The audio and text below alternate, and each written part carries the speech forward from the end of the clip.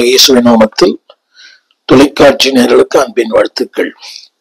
இந்த நாளின் செய்தி 1 சாமுவேல் 16 புஸ்தகத்தை மையமாய் கொண்டது. இது பலமுறை பல தேவமணிகளால் பேசப்பட்டிருக்கிறது. நானும் இது பல நேரங்களில் ஊடகத்தில் பேசியிருக்கிறேன். இந்த நாளின் செய்தி என்னவென்றால், how God discover his man.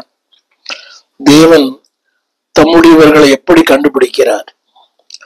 தேவன் கண்டுபிடிக்கிற விதமே வித்தியாசமானது. அவர் மனிதர்களை பார்க்கிறதில்லை. மனிதர்கள் அறிவுகளை பார்க்கிறார்கள், திறமைகளை பார்க்கிறார்கள், ஞானத்தை பார்க்கிறார்கள், புத்தி கூர்மையை பார்க்கிறார்கள்.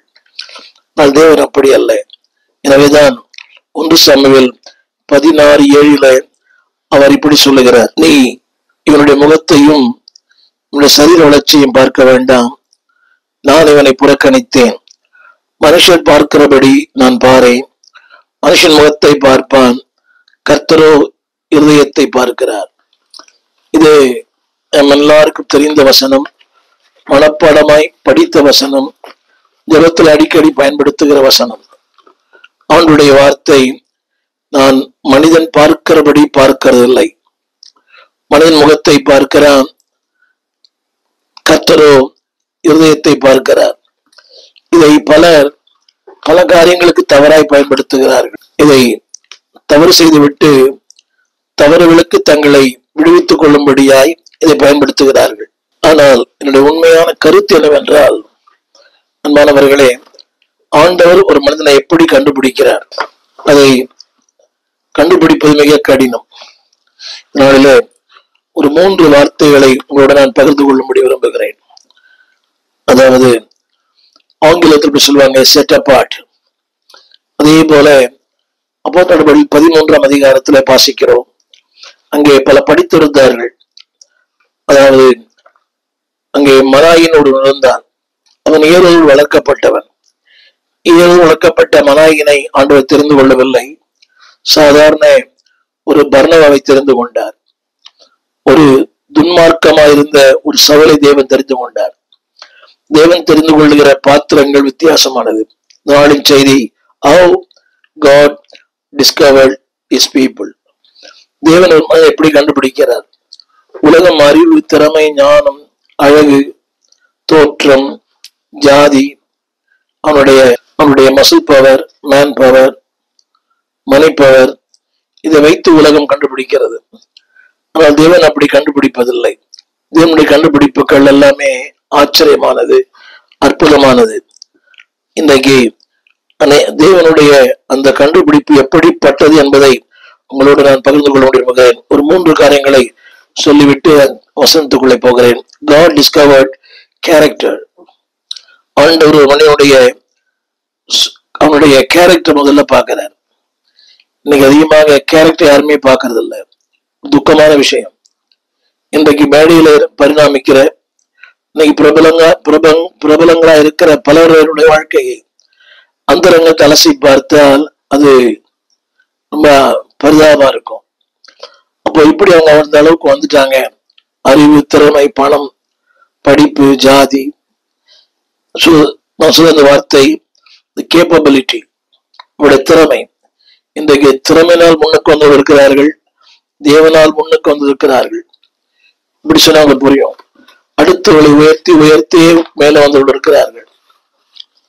இந்தியால சொல்லுவாங்க, நம்ம தமிழ்நாட்டுல சொல்லுவோமே, அதை காக்கா பிடிக்கிறது. அப்படி அல்ல. Number 1, God looks the character. 2வது, God looks the capability. நமக்கு இருக்கிற எல்லாவற்றையும் பார்க்கிறார். நான் திறமைன்னு சொல்ல மாட்டேன். திறமைகள் அவசியம், திறமைகள் கட்டாயம் அவசியம். ஆனா திறமையோட உண்மைகள் அவசியம். Character, capability. 3வது, நம்முடைய மனநிலை, காம்னஸ். நம்முடைய வாழ்க்கையில நாம் இப்படி பிரச்சனைகளை சமாளிக்கிறோம். how we accept the things in our life. இன்றைக்கு சின்ன சின்ன காரியங்களுக்கு கூட சோர்ந்து போகிற மக்கள் ஏறாள். எல்லாருமே அதற்கு விதிவிலக்கு அல்ல. how you take things, எப்படி காரியங்களை நாம் பார்க்கிறோம். ஒரு 3 காரியங்களை திரும்ப சொல்லுகிறேன். Number 1, God discovered the character. ஆண்டவர் ஒரு மனுடைய சுபாவங்களை பார்க்கிறார். அதற்கு ஆதாரமாக 1 சாமுவேல் புஸ்தகம் 16ஆம் அதிகாரம் 13ஆம் வசனம், 1 சாமுவேல் 16:13 அந்த வார்த்தை இப்படி சொல்லுகிறது. சாமுவேல் தைலக்கொம்பை எடுத்து அவனை அவன் சகோதர நடுவிலே அபிஷேகம் பண்ணினான். அந்நாள் முதற்கொண்டு கர்த்தருடைய ஆவியானவர் தாவீதின் மேல் வந்து இறங்கி இருந்தார். சாமுவேல் எழுந்து ராமாவுக்கு போய்விட்டான். என சொல்லுகிற வார்த்தை number 1, God discovered his character. இந்த வார்த்தை படிக்கிறேன். முதல் குறிப்பு, ஆவியானவரோடு உள்ள உறவு. அது ரொம்ப முக்கியம். ஒரு மனிதன் தேவனால் பயன்படுத்தப்பட வேண்டுமானால் 3 காரியங்கள்: ஃபெலோஷிப், 2வது ஃபெய்த்ஃபுல்னஸ், 3வது ஃபியர்லெஸ்னஸ். நம்பர் 1, தேவனோடு இருக்கிற அந்த உறவு. கவனிங்கள், அவன் தைலக்கொம்பை எடுத்து, ஆவியானவர் அவனை அவன் சகோதர நடுவிலே அபிஷேகம் பண்ணினான். தைலக்கொம்பை எடுத்து கர்த்தருடைய ஆவியானவர் தாவீதின் மேல் வந்து இறங்கி இருந்தார். ஒரு மனிதன் தேவனால் பயன்படுத்தப்பட வேண்டுமானால் அன்பானவர்களே, முதலாவது உனக்கு தேவை ஆவியானவர். இதான் ஆரம்பத்தில் சொன்னேன், fellowship in the spirit, fellowship with the spirit. ஆவியானவரோடு, அந்த ஆவியானவரோடு அவன் நடப்பானையானால், அவன் பழகுவானையானால் அவன் வழி தப்பி போக மாட்டான். இன்றைக்கு அநேகரை பார்க்கும் துக்கமா இருக்கிறது. அதாவது அந்நிய பாஷை பேசுகிறார்கள், ஆவியில் நிரப்புகிறார்கள். அது முக்கியமல்ல, ஆவியால் நடத்தப்படுகிறார்களா? Speaking in tongues is not a spiritual thermometer. அந்நிய பாஷை ஆவிக்குரிய அளவுகள் அல்ல. The way that you live in the spirit. அந்த வார்த்தையை படிக்கிறேன். அவன் மேல் வந்து இறங்கினார். சாமுவேல் எழுந்து ராமாவுக்கு போய்விட்டார். அப்படியான தாவீது நிலைமை என்ன? கர்த்தர் நடத்தினார்.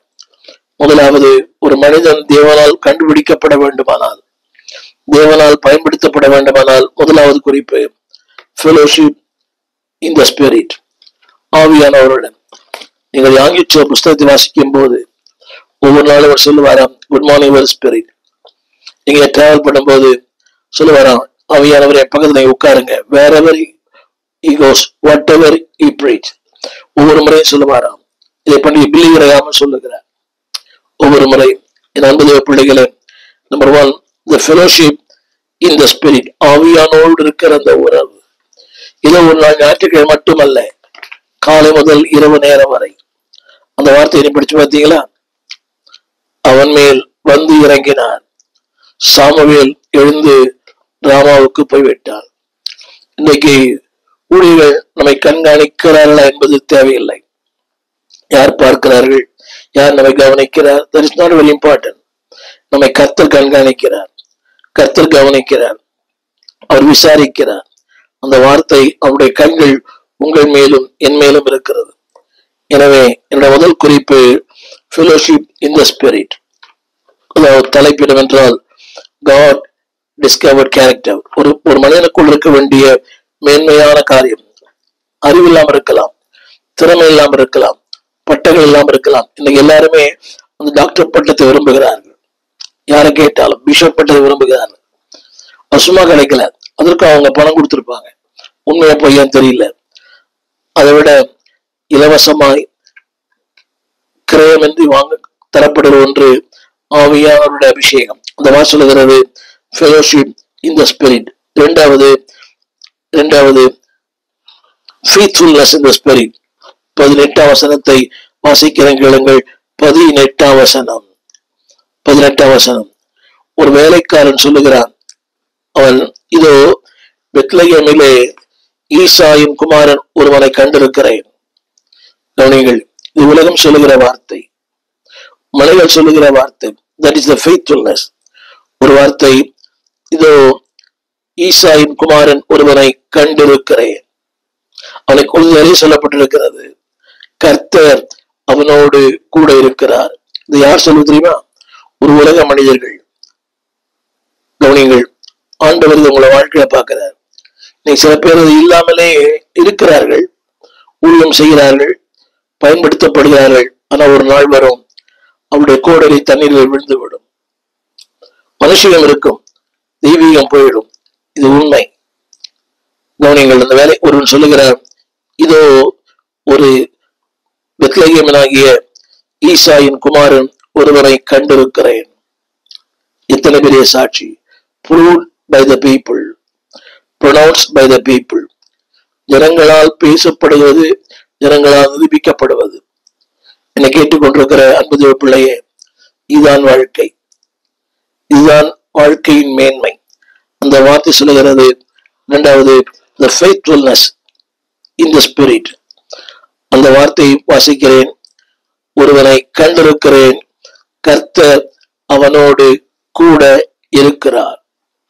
இத்தனை பெரிய சாட்சி. நமது பிள்ளைகளோடு கூட கர்த்தர் இருக்கிறதை உலகம் பார்க்க வேண்டும். யோசேப்போடு கர்த்தர் இருந்தார், அதை பார்வோன் கண்டான். யோசேப்போடு கர்த்தர் இருந்தார், சிறைச்சாலை அதிகாரி கண்டான். உங்களோடு கர்த்தர் இருக்கிறாரா என்பதை உங்கள் மக்கள் சொல்லணும். அதாவது பயந்து சொல்வதல்ல, உண்மையாய் உத்தமமாய். இந்த முதல் குறிப்பு, God discovered the character. ஒரு தேவனால் பயன்படுத்தப்பட வேண்டுமானால் அவனுடைய சுபாவங்கள் நன்றா இருக்க வேண்டும், பண்புகள் நன்றா இருக்க வேண்டும். இன்னைக்கு கேரக்டர் இல்லாம ஊழியமே இல்லை. நிறைய மக்கள் இருக்கலாம், எனக்கு தெரிஞ்ச நிறைய பேர் திரளான ஜனங்களை வைத்திருக்கிறார்கள், ரொம்ப பிரபலமா இருக்கிறாங்க. டெய்லி இந்த ஊடகத்துல அவருடைய புகைப்படம் வந்து கொண்டே இருக்கிறது. ஆனால் கேரக்டர் இருக்கிறதா என்பது ஒரு பெரிய கேள்வி. குற்றப்படுத்த அல்ல, ஆண்டவர் உலகம் கேரக்டர் பார்க்கிறார். ஆரம்பத்திலே நான் சொன்னது போல அந்த 13ஆம் அதிகாரம் மனிதர் பார்க்கிற விதமாய் கர்த்தர் பார்ப்பதில்லை. நீ என்ன வேணாலும் பண்ணலாம், you may be in a good position. நீ யாரை பார்த்தாலும் ஒரு பதவி, அதுல செயலாளர், இதுல பொருளாளர், அதுல பொதுநலக்காரியர், அதுல அட்வைசர், அதுல ஜெப தலைவர், அவர் ஜெபிக்கவே இருந்தெல்லாம் ஜெப தலைவர், கல்லூரி படிக்கையே முடிக்காதவர் சட்ட ஆலோசகர். இதெல்லாம் வேடிக்கையா இருக்கிறது. என்னை கேட்டுக்கொண்டு வந்த பிள்ளையே, எனக்கு தேவை number 1 the fellowship with the spirit. இரண்டாவது faithfulness in the spirit, ஆவியானவருக்கு கீழ்ப்படிதல். மூன்றாவது fearlessness. 18ஆம் வசனத்தை வாசிக்கிறேன். 1 சாமுவேல் 16:18. அவன் தேறினவன், துதி ஆராய்ப்பதில் பராக்கிரமசாலி, யுத்த வீரன், காரிய சமர்த்தன். கவனிங்கள், இதை ஒரு ஒரு கூட இருக்கிற மக்கள் சொல்லுத, ஒரு வேலைக்காரன் சொல்லுகிறான். புதிய வேலைக்காரங்க என்னைக்குமே முதலாளிகளை குற்றப்படுத்தி பேசுவார்கள், அது இயல்பு. அவங்க வருத்தங்களை சொல்லுவாங்க, அவர் என்ன பெரிய ஆளு. ஆனால் இந்த வேலைக்காரன் வித்தியாசமா இருக்கிறான். அதாவது வாசிப்பதில் தேறினவன், பராக்கிரமசாலி, யுத்த வீரன், காரிய சமர்த்தன், எல்லாவற்றுக்கு மேலாக சௌந்தரியம் உள்ளவன். கர்த்தர் அவனோடு கூட இருக்கிறார்.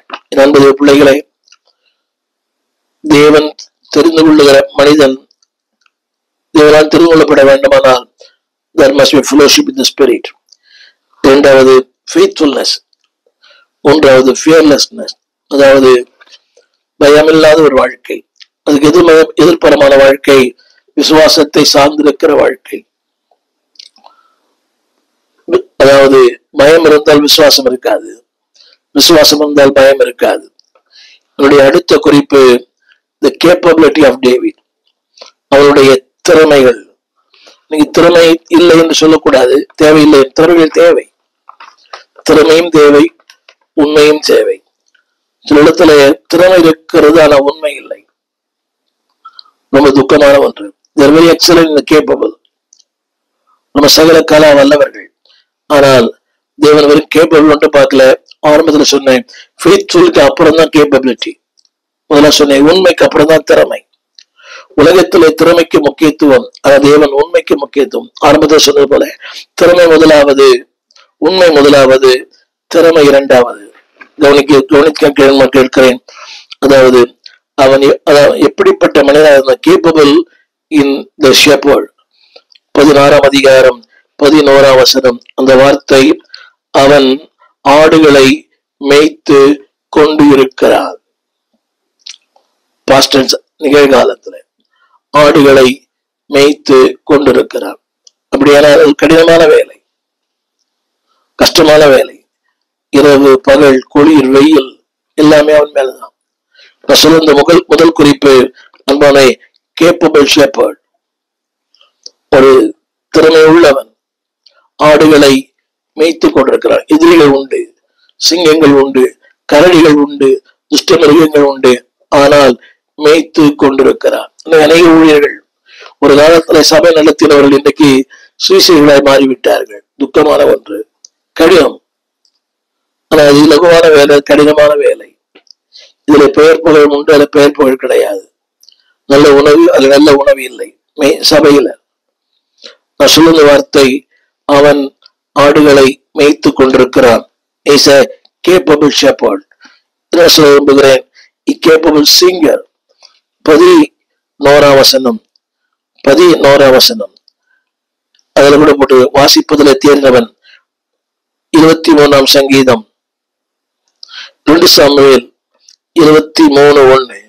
தாவீதின் கடைசி வார்த்தைகள், மேன்மையாய் உயர்த்தப்பட்டு யாக்கோபின் தேவனால் அபிஷேகம் பெற்று இஸ்ரவேலின் சங்கீதங்களை இன்பமாய் பாடின ஈசாயின் குமாரனாகிய தாவீது என்னும் புருஷன் சொல்லுகிறது என்னவென்றால், இத்தனை அருமையான வார்த்தை.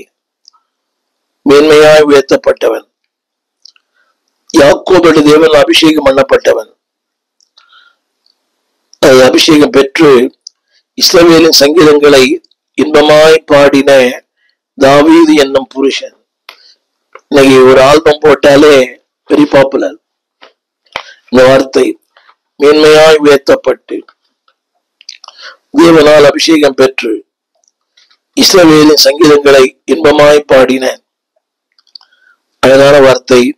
தாவீது என்னும் புருஷன் சொல்லுகிறது என்னவென்றால், அவர் வார்த்தை, அவர் என்னை கொண்டு போனார், அவருடைய வசனம் என்னுடைய நாவில் இருந்தது. என் முதல் குறிப்பு கேப்பபிள் ஷெப்பர்ட், இரண்டாவது குறிப்பு கேப்பபிள் சிங்கர்.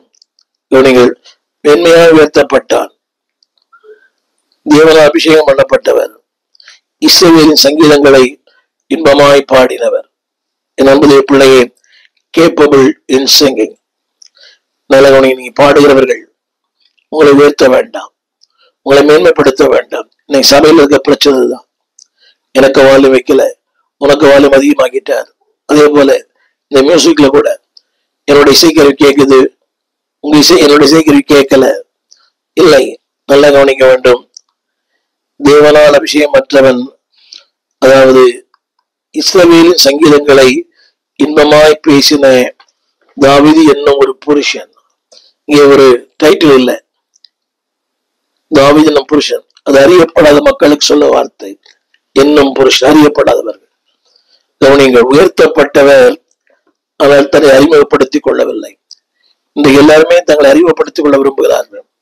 அவரை பிஷப்னு சொல்லனா டென்ஷன் ஆகிறார், அவர் ரெவரண்ட் டாக்டர்னு சொல்லனா அவர் கோபித்துக் கொள்ளுகிறார், அவருடைய புகைப்படத்தை சிலரா போட்டா கூட கோபித்துக் கொள்ளுகிறார். கவனிங்கள், தேவனால் உயர்த்தப்பட்ட, மேன்மையாய் உயர்த்தப்பட்டு இன்பமாய் பாடின தாவீது என்ன ஒரு புருஷன். என்னை கேட்டுக்கொண்டிருக்கிற அன்பு பாடகர்களே, நீங்கள் சபையிலே பாடலாம். என் பேரை சொல்லல, எனக்கு வால்யூம் அதிகமா வைக்கல, தேவையில்லை. ஆண்டவரை மேம்படுத்துகிறோமே, உங்க தனியா கேட்கணும் அவசியம் இல்லை. நீங்க ஆண்டவரை துதிக்கிறீங்க, why should you show yourself? என்பதே a capable soldier. ஊழியம் என்பதே ஒரு யுத்த களம், ஊழியம் என்பதே ஒரு யுத்த களம். Ministry is a boxing.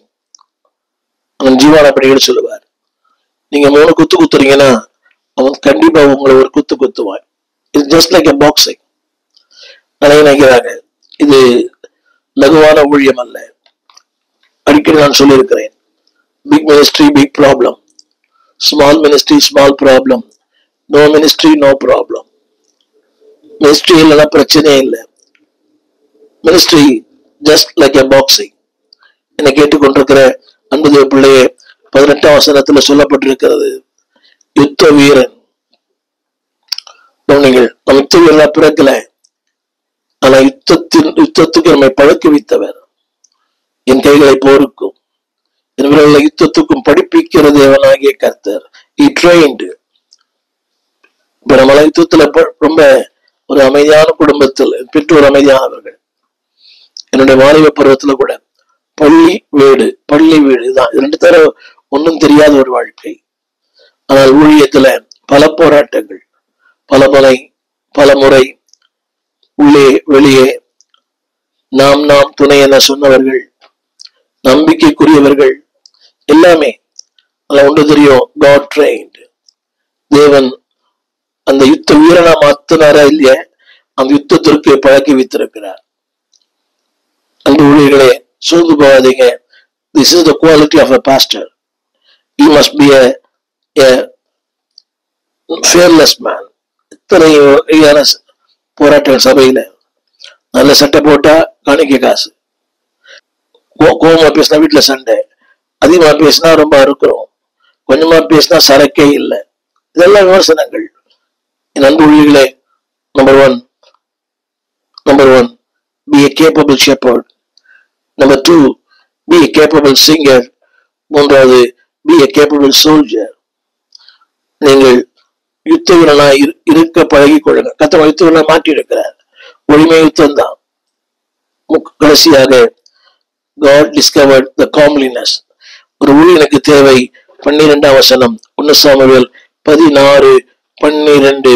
அந்த வார்த்தை தமிழ் வேகப்பட்டிருக்குது, இங்கிலீஷ்ல அதாவது இது ரொம்ப முக்கியம். உன்னைய சிவந்த மேனி, அழகிய கண்கள், நல்ல ரூபம். நான் சொல்ல அந்த வார்த்தை 3 வித்தியாசமான வார்த்தைகள். Physically health. ஊழியர்களே, நீங்கள் நல்ல சுகத்தோடு இருக்க வேண்டும் என்று தேவன் விரும்புகிறார். சொல்லப்பட்ட வார்த்தை சிவந்த மேனி, அழகிய கண்கள், நல்ல ரூபம். ரூபம் என்ற வார்த்தைக்கு ஹெல்த்தி. ஊழியர்களே, நீங்கள் நானும் சுகமுள்ளவர்களாக இருக்க வேண்டும் என்று தேவன் விரும்புகிறார். என் குறிப்பு பிசிக்கலி ஹெல்த். 2வது, பிசிக்கலி ஹாப்பி. அந்த 12ஆம் வசனத்தில் இந்த வார்த்தை இருக்குது ஆங்கிலத்துல கர்த்தர் இவன்தான் என்றார். மகிழ்ச்சி இல்லையா? கோடிக்கணக்கான மக்கள் மத்தியிலே தேவன் சொல்கிறார், இவன்தான் என் ஊழியன், என் குமாரன், என் தாசன். Physically happy. ஒரு ஊழியனுக்கு அன்பானவர்களே, அதாவது கொஞ்சம் மகிழ்ச்சியா இருந்தா அடுத்த நிமிஷத்துல பிசாசு ஒரு கொண்டு போடுறான். தேவையற்ற கலக்கம், தேவையற்ற குழப்பம், தேவையற்ற காரியங்கள். ஆனால் God wants to be physically happy. ஒரு சொன்ன ஹெல்த். தேவன் தருவது ஆரோக்கியமான வாழ்க்கை. 3வது, ஹாப்பி லைஃப், மகிழ்ச்சியான வாழ்க்கை. 3வது, அவன் யார் என்றால் பிசிக்கலி ஹேண்ட்சம். 12ஆம் வசனம் 12. சிவந்த மேனி, அழகிய கண்கள், நல்ல ரூபம். நான் சொல்லி எழுத்துப்படி மட்டுமல்ல, ஆவியின்படி. பிள்ளைகளே, நான் 3 காரணம் திரும்ப சொல்லுகிறேன். Number 1, the character. Number 2, the capabilities. திறமைகள் தேவை, ஆனா அதோடு கிறிஸ்து கூட இருக்கணும். 3வது, comeliness. உங்களுடைய அமைதி, அடக்கம், தாழ்மை. நீ சில பேர்கிட்ட பேசினாலே காரணம் பேச பயப்படாது. என் அன்பு ஊழியர்களே, still God is looking the people just like David. தாவீதை போல இருக்கிற மக்களை தேவன் தேடுகிறார், இன்றும் தேடுகிறார். ஒரு வாழ்க்கையில ஏராளம் வசனங்கள் இருக்கலாம், மக்கள் நிறைய சொல்லலாம், கொலைகாரர், விபச்சாரக்காரர். ஆனால் is a man of interesting, man of inspiring, instructive. அவராலே கற்றுக்கொள்ள வேண்டிய பாடங்கள் ஏராளம். என்னை கேட்டுக்கொண்டு அன்புடைய பிள்ளையே, தேவன் கண்டுபிடிக்கிற மனிதர்கள் கேரக்டர் பார்க்கிறார், அவருடைய கேப்பபிலிட்டி பார்க்கிறார். இது உண்மை. அவனுடைய காம்னஸ் பார்க்கிறார். ஊழியர்களே, நீ எப்படி இருக்கீங்க? ஊழியக்கூடியல பாருங்களேன், பதவிக்காக சண்டை, ஜபத்துக்காக சண்டை, ஊழியர் கொடுக்கலையா, அவரை கேட்காம இவரு பண்ணிட்டாரு, அதுக்கு சண்டை. இவங்க எப்படி ஊழியக்காரனோ புரியல. பதவிக்காக ஒரு சண்டை, பொறுப்புக்காக ஒரு சண்டை வேண்டாம். Number 1, be a man of capable, be a man of character, be a man of comeliness. ஒரு அமைதி. அப்படிப்பட்ட மனிதர்களைத்தான் தேவன் விரும்புகிறார், அவர்களைத்தான் தேவன் தேடுகிறார், அவர்களையே தேவன் பயன்படுத்த விரும்புகிறார். நீங்களும் நானும் அப்படிப்பட்ட மனிதர்களாக இருக்க அர்ப்பணிப்போம், ஜெபிப்போம். வானத்தையும் பூமியையும் படைத்த நல்ல ஆண்டவரே, அருமையான வேலைக்காக நன்றியோடு துதிக்கிறோம். தேவன் விரும்புகிற மனிதனாய், man of inspiring, man of interesting, man of instructing, ஆண்டவரே அநேகருக்கு போதிக்கிற மனிதர்களாய், அநேகரை ஆண்டவருக்கு என்று கவர்ச்சிக்கிற இன்ஸ்பைரிங், அநேகருக்கு ஒரு சாட்சியாய், முன்மாதிரியாய், இன்ஸ்பைரிங்கா வாழ, இன்ஸ்ட்ரக்டிவ், எங்களை கொண்டு அநேகர் ஆவிக்குரிய பாடங்களை கற்றுக்கொள்ள, நாங்களே ஒரு பேசப்படுகிற நிருபங்களாய் இருக்க, நடமாடும் நிருபங்களாய் வாழ எங்களை திரும்ப நோக்கம் நிறைவேறட்டும் ஐயா. The character, the capabilities, the calmness எங்களுக்குள்ள இருக்கட்டும். இது கண்டுபிடித்த அந்த கண்டுபிடிப்புல கடைசி வரை உறுதியா இருக்க, நிலைத்து நிற்க, கனி கொடுக்க எங்களுக்கு சகாயம் பண்ணும். நம்முடைய அன்பின் கரங்களிலே தாழ்த்துகிறோம். ஆண்டவர் இயேசுவின் நாமத்தில் வேண்டுகிறோம் நல்ல பிதாவே, ஆமென். போகிறவர் போல காணப்பட்டாலும் உன் மீது நோக்கமாயுள்ளார், உன் நினைவெல்லாம் அவர் அறிவார். உன் மீது நோக்கமாயுள்ளார், உன் நினைவெல்லாம் அவர் அறிவார்.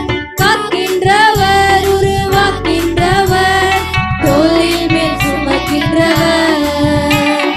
காக்கின்றவர், உருவாக்கின்றவர், தோளில் மேல் சுமக்கின்றவர். அப்புறம் போகிறவர் போல காணப்பட்டாலும் மேசு, அப்புறம் போகிறவர் போல காணப்பட்டாலும் மேசு. உன் மீது நோக்கமாயுள்ளார், உன் நினைவெல்லாம் அவர் அறிவார். உன் மீது நோக்கமாயுள்ளார், உன் நினைவெல்லாம் அவர் அறிவார். காக்கின்றவர், உருவாக்கின்றவர், தோளில் மேல் சுமக்கின்றவர். காக்கின்றவர், உருவாக்கின்றவர், தோளில் மேல் சுமக்கின்றவர்.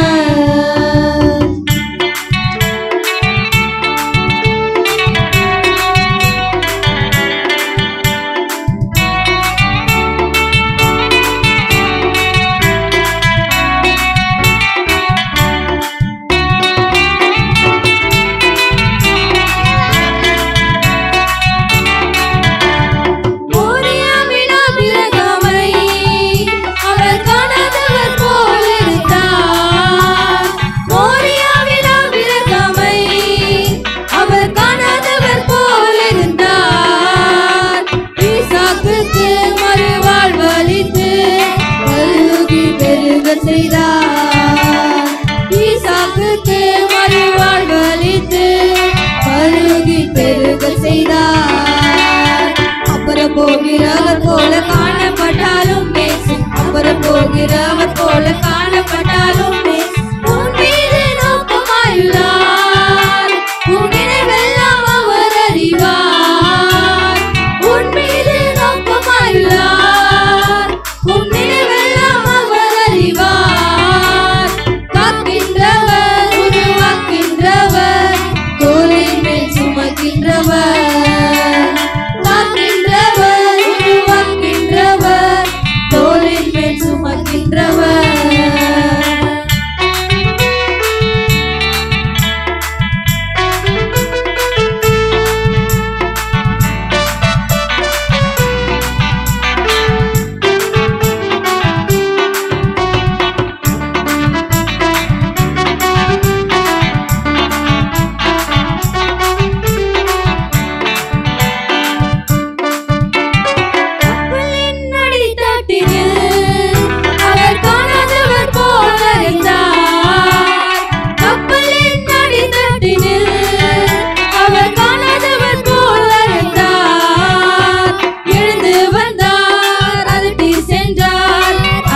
அக்கறை கடந்து சென்றன. எழுந்து வந்தார், நடத்தி சென்றார், அக்கறை கடந்து சென்றன. அப்புறம் போகிறவர் போல காணப்பட்டாலும் மேசு, அப்புறம் போகிறவர் போல காணப்பட்டாலும் மேசு. உன் மீது நோக்கமாயுள்ளார், உன் நினைவெல்லாம் அவர் அறிவார். உன் மீது நோக்கமாயுள்ளார், உன் நினைவெல்லாம் அவர் அறிவார். காக்கின்றவர், உருவாக்கின்றவர், தோளின் மேல் சுமக்கின்றவர். காக்கின்றவர், உருவாக்கின்றவர், தோளின் மேல் சுமக்கின்றவர்.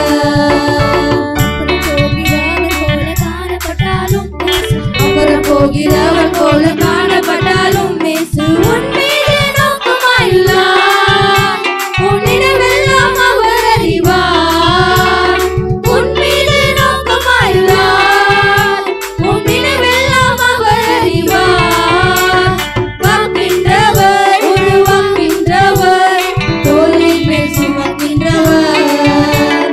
காக்கின்றவர், உருவாக்கின்றவர், தோளின் மேல் சுமக்கின்றவர்.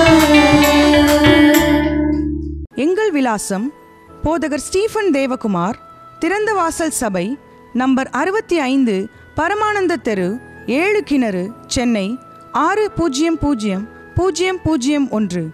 தொடர்புக்கு 9841839287.